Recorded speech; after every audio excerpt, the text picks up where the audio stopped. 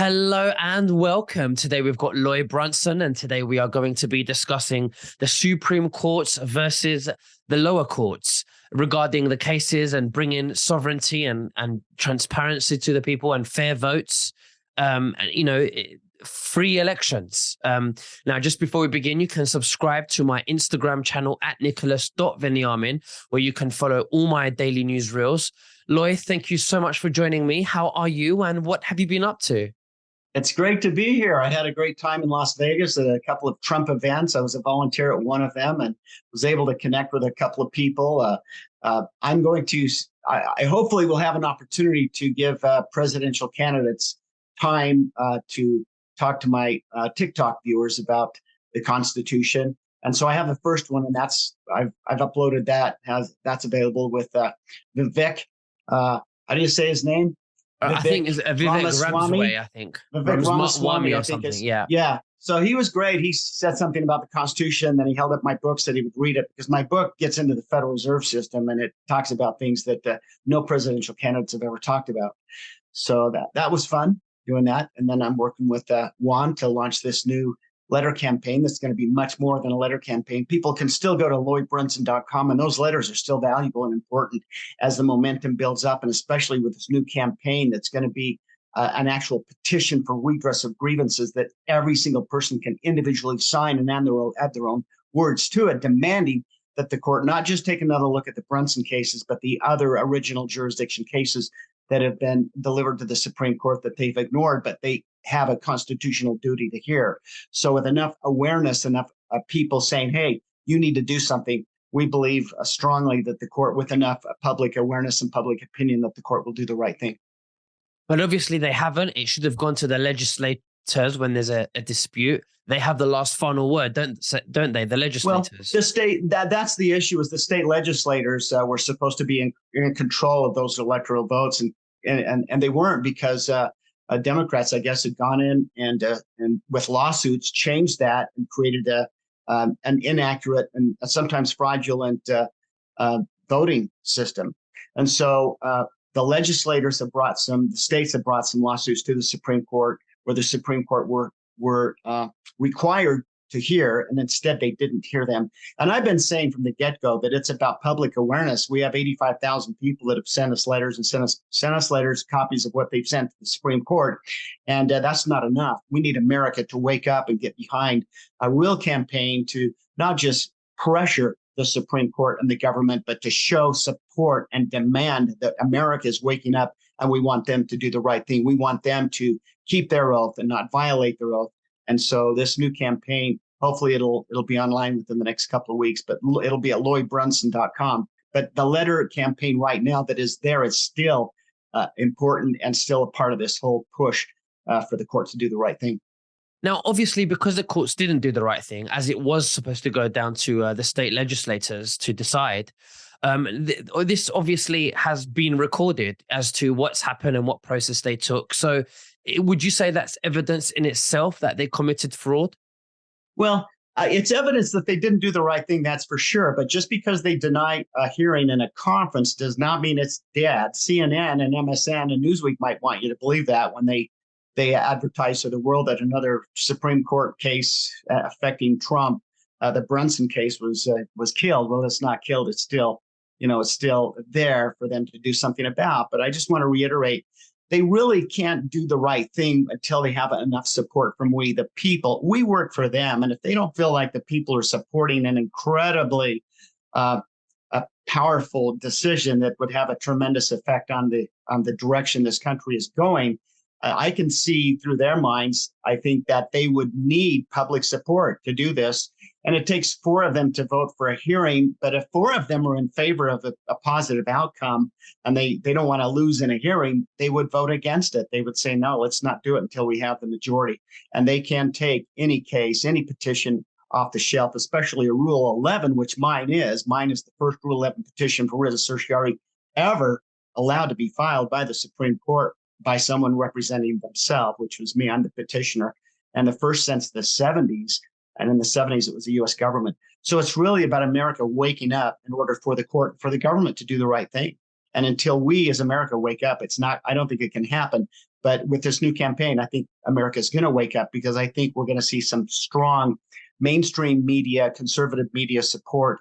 I think President Trump will support it. I think Hannity will support it. I think Tucker Carlson will support it, and many others. And we'll see America for the first time have a real opportunity to sign their own personal petition for redress of grievances to the U.S. government through the Supreme Court, and they'll be able to do it simply at lloydbrunson.com.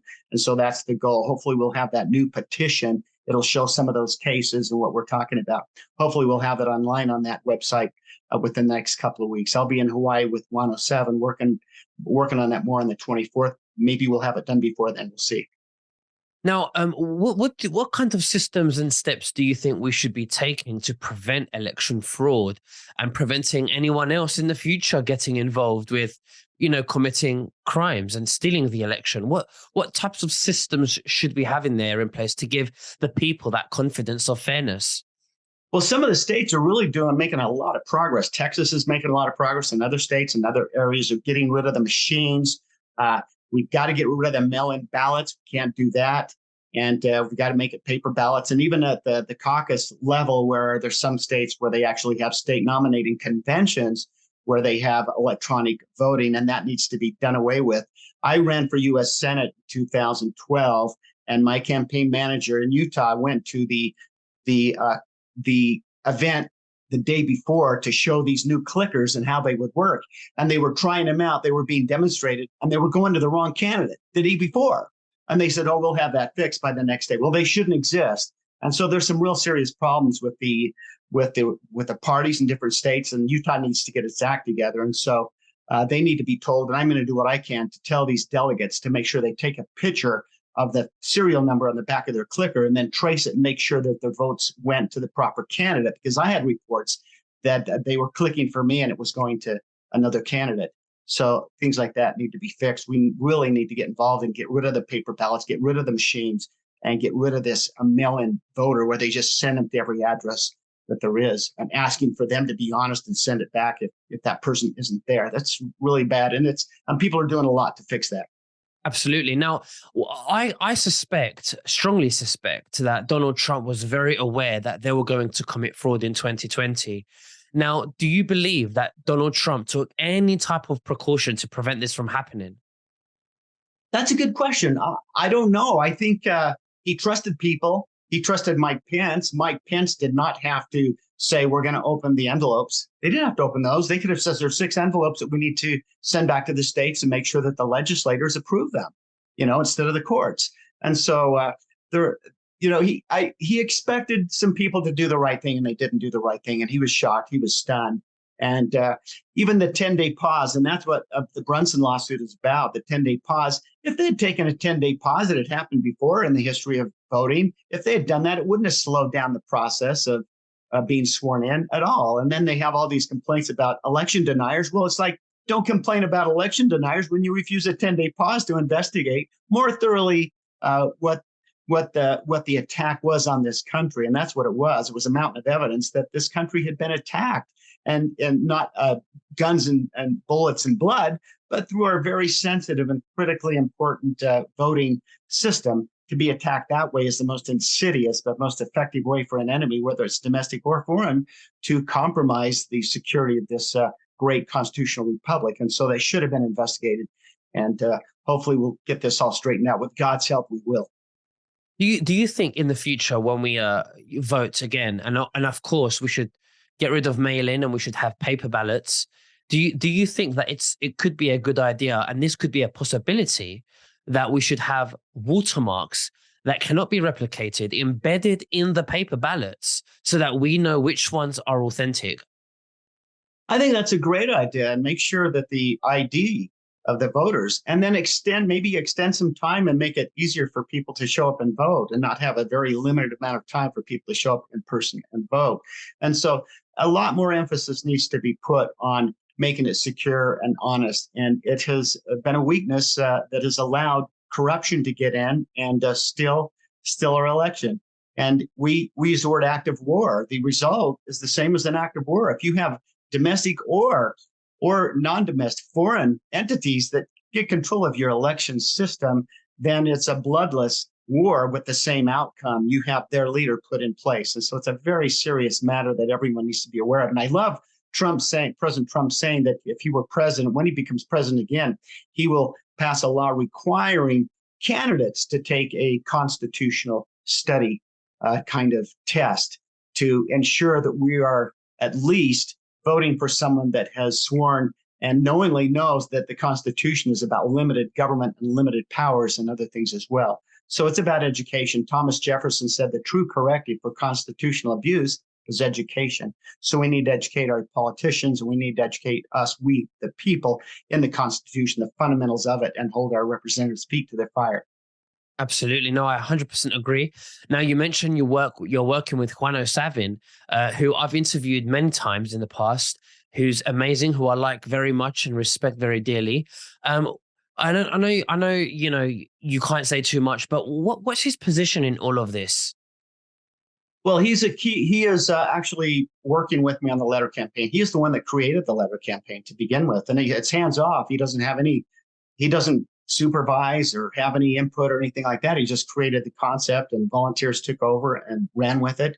And so he's just a brilliant man, and he understands, as I do, that the number one thing we need right now is unity, public support. We need 100 million or more. I mean, 1 million would be incredible. 1 million might do it. But we have 50 to 100 million, which we can reach that number with President Trump's help and Tucker's help and Sean Hannity and others' help. We can reach that. And can you imagine the first time in America's history where people are actually signing their own personal petition for redress of grievances, demanding that the court, through the court, make it right, make it so that those extremely important and critical cases are heard with outcome that could change our course into a much better direction. And so, yeah, he's been a very, very important part of this whole thing. We've been working together for quite some time. Absolutely. Now, Donald Trump is a very successful man, very great businessman as well. He's done great for the country, economy-wise, no inflation, zero wars as well, and he puts America first. Do you think that he's capable of overturning the election and him being president again? Well, if we have an honest election, even some of the polls now, critical polls in key states, are showing that he's ahead of Joe Biden. And that's pretty good considering the propaganda machine, the mainstream media. So, and I just also wanted to mention that on August 18th, President Trump came on board and supported the letter campaign. That's one of the reasons we're pretty comfortable with saying that we believe that he's going to support this new campaign. Amy Coney Barrett, when she was asked in the Senate hearing before she became a justice of the Supreme Court, was asked, what are the 5 protections of the First Amendment?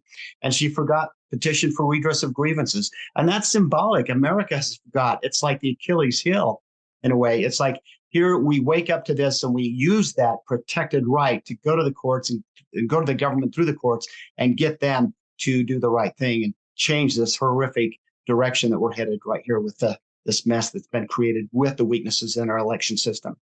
Absolutely. Well, Lloyd Brunson, it's been an absolute honor to have you. I wish you the best of luck with the cases for all of us, for all of our futures, and to have, fairness in our justice system and in voting system. Is there anything else that you'd like to say to the viewers before we finish? Absolutely. Thank you, Nicholas. Also, this Constitution book, I have new ones printed. Right now, it says, there's a section in here that says how and why promoting socialism is a felony. Well, if you think about it, it's conspiracy to commit felony theft. Congress is not protected to turn crimes into law. And so, but my next edition is going to say how and why promoting socialism is unconstitutional. I'm having 30,000 more of those printed. And what I want to do is make these available. So if people want groups of these, they can call the phone number at 7discoveries.com. And they'll say if they want 100 or maybe $2.50 a piece. Christmas is coming up just around the corner. And also, I'm going to try to have some Brunson Brothers music at 7discoveries.com that hasn't been available because people are asking about the Brunson Brothers music. So I'll have a couple of albums, a Christmas album, and then I'd call it Forgotten City album. I love it. So, I love it. No, of course. No, thank you. And I'll share the links below. Thank you very much. And we'll speak again very soon. And God bless you. Take care. Great, Nicholas. Same to you. Thank you.